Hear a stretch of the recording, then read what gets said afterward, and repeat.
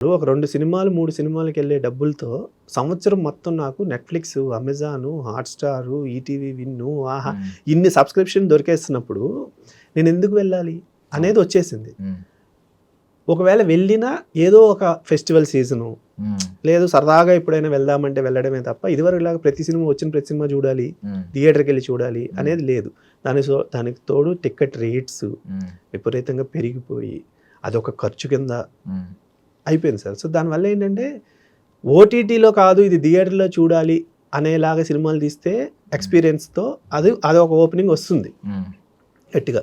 లేదు కంటెంట్ స్ట్రాంగ్‌గా ఉండి ప్రమోషన్ గట్టిగా ఉంటే వస్తుంది. హ్మ్. ఎందుకంటే ఇప్పుడు కోర్ట్ ఉందండి. కోర్ట్ ఏమి వందల కోట్లు పెట్టి తీసిన సినిమా కాదు.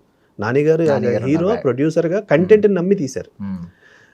కంటెంట్‌ని నమ్మి తీయడం కాదు. నేను దీన్ని ఎంత స్ట్రాంగ్‌గా నమ్ముతున్నానంటే అనడానికి నా హిట్ 3 చూడొద్దు అన్నాడాయన. హ్మ్.